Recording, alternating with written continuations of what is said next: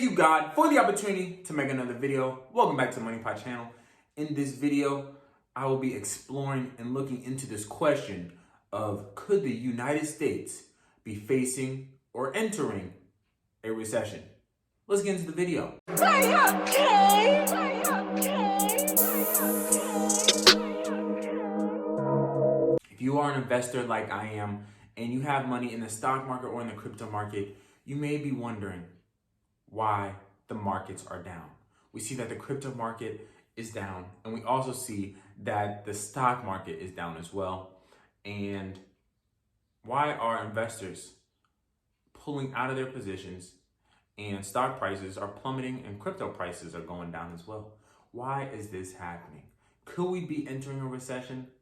That is what we're going to take a look at in this video, to look at some different economic factors that are not just solely the crypto and the stock market, but other economic factors that help us get a better understanding of what is going on in the United States and if we are entering a recession. First up, I want to start talking about the United States GDP.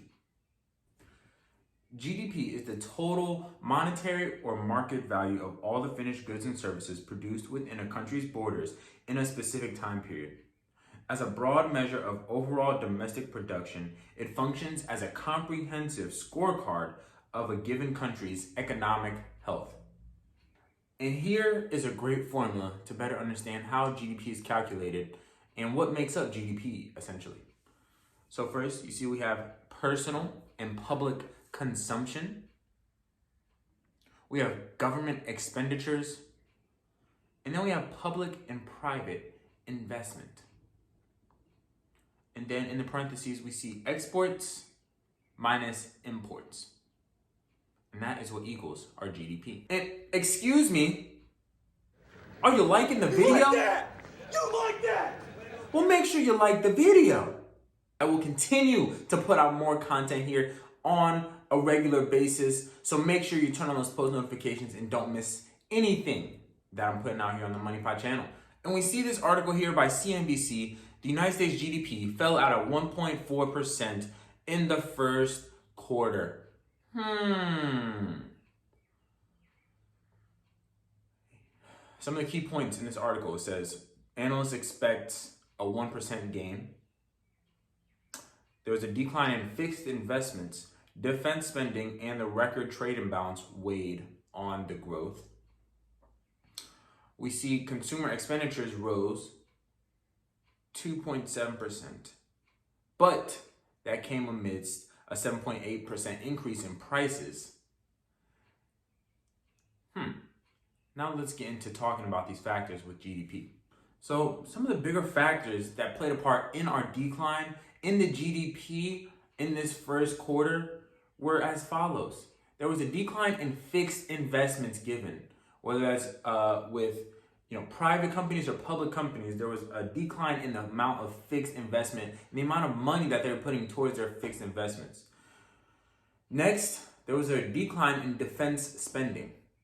Well, the United States is in a military industrial complex, and many of our largest corporations are military-based companies. With us leaving Afghanistan last year and us not really having many expenditures, we see that defense spending was down, most likely by the government.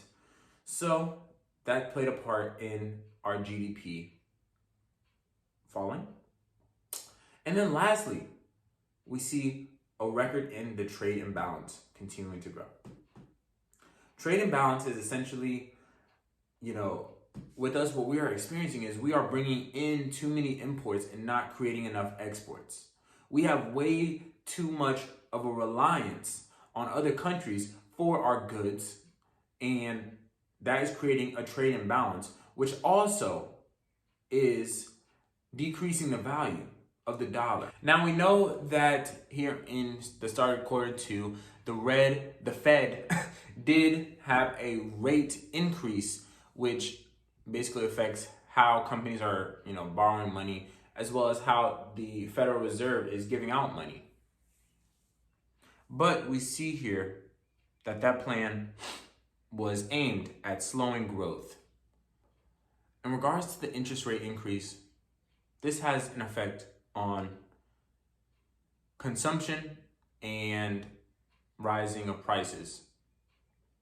We see the personal consumption expenditures price index, excluding food and energy, rose 5.2% in Q1, which was well above the Federal Reserve's 2% inflation target. Very, very interesting. So that means that prices were rising higher than what the Fed expected. And in regards to the Federal Reserve's interest rate hike, we see Bill Gates here chiming in, basically saying rates are likely to rise enough to cause a global economic slowdown. Not meltdown, not recession, but a slowdown in the amount of economic activity that we are experiencing. Who knows what's going to happen? I do believe that we are going to see a slowdown here over Q2, Q3, and really the rest of this year. I don't think that things are going to get much better in regards to economic growth. So make sure you're spending your dollars wisely. The National Bureau of Economics Research, they define a recession as a significant decline in economic activity across the economy, lasting more than a few months and normally visible in real GDP, real income, employment, industrial production, and wholesale retail sales. I've not entered into a recession yet, but after Q1 and moving into Q2, we could be entering a recession based on the definition of experiencing 2 quarters of economic decline, no growth. So we're just gonna have to wait and see how Q2 plays out and what happens. I think that is why we are seeing the stock market go down and the crypto market declining as well.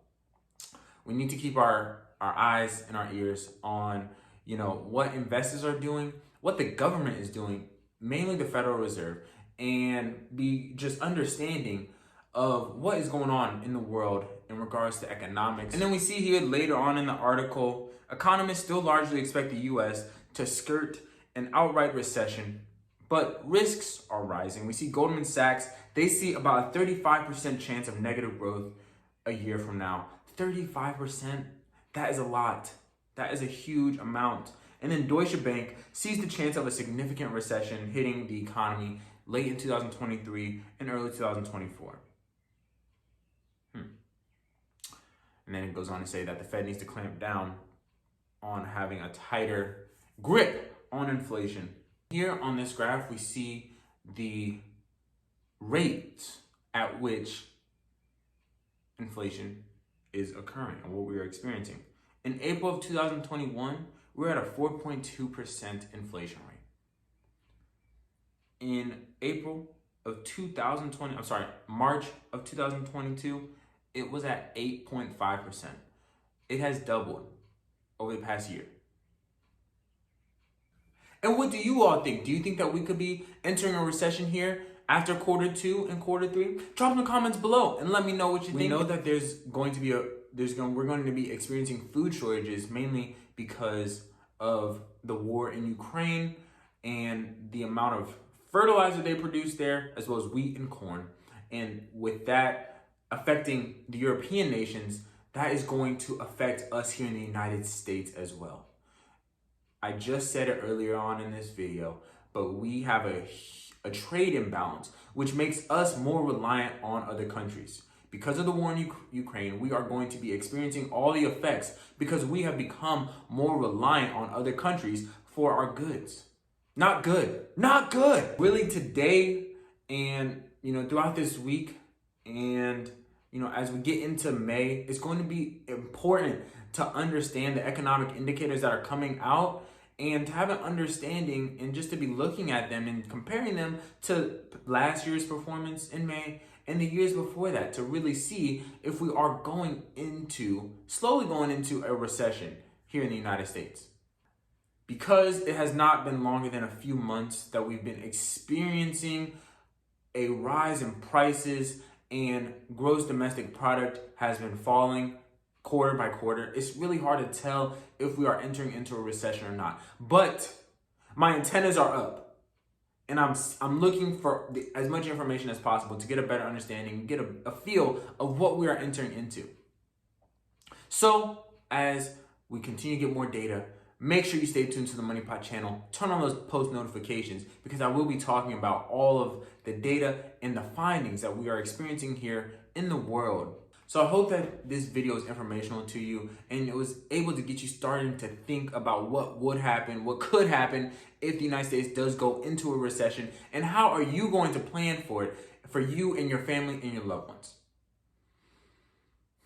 Make sure you like this video, dislike it if you like, share, comment, do what you do, but I appreciate you. And until next video, make sure you stay blessed, stay healthy, and stay prayed up.